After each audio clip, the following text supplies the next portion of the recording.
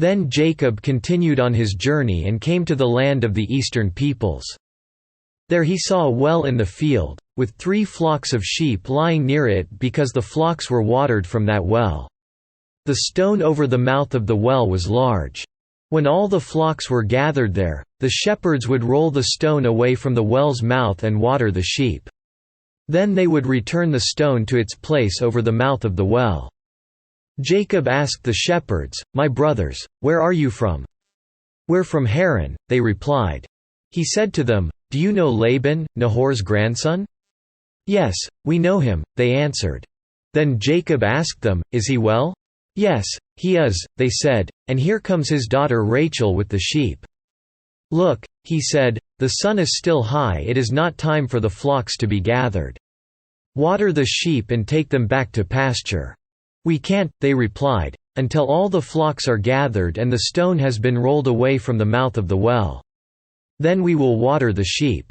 While he was still talking with them, Rachel came with her father's sheep, for she was a shepherdess. When Jacob saw Rachel, daughter of Laban, his mother's brother, and Laban's sheep, he went over and rolled the stone away from the mouth of the well and watered his uncle's sheep. Then Jacob kissed Rachel and began to weep aloud. He had told Rachel that he was a relative of her father and a son of Rebekah. So she ran and told her father. As soon as Laban heard the news about Jacob, his sister's son, he hurried to meet him. He embraced him and kissed him and brought him to his home, and there Jacob told him all these things. Then Laban said to him, "You are my own flesh and blood." After Jacob had stayed with him for a whole month, Laban said to him, "Just because you are a relative of mine, should you work for me for nothing? Tell me what your wages should be." Now Laban had 2 daughters, the name of the older was Leah, and the name of the younger was Rachel. Leah had weak eyes, but Rachel was lovely in form, and beautiful. Jacob was in love with Rachel and said, "I'll work for you 7 years in return for your younger daughter Rachel." Laban said, "It's better that I give her to you than to some other man. Stay here with me." So Jacob served 7 years to get Rachel, but they seemed like only a few days to him because of his love for her. Then Jacob said to Laban, "Give me my wife. My time is completed, and I want to lie with her." So Laban brought together all the people of the place and gave a feast.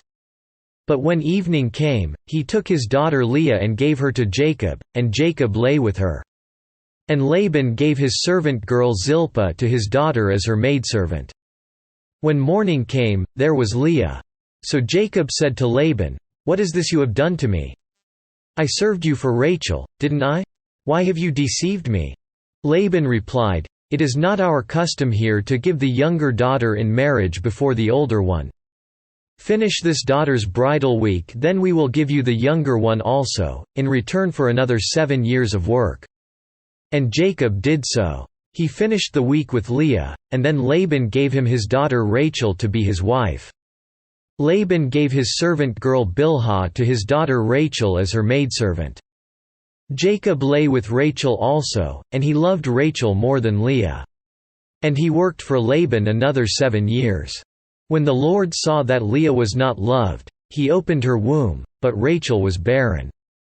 Leah became pregnant and gave birth to a son. She named him Reuben, for she said, "It is because the Lord has seen my misery. Surely my husband will love me now." She conceived again, and when she gave birth to a son she said, "Because the Lord heard that I am not loved, he gave me this one too." So she named him Simeon. Again she conceived, and when she gave birth to a son she said, "Now at last my husband will become attached to me, because I have borne him 3 sons." So he was named Levi. She conceived again, and when she gave birth to a son she said, "This time I will praise the Lord." So she named him Judah. Then she stopped having children.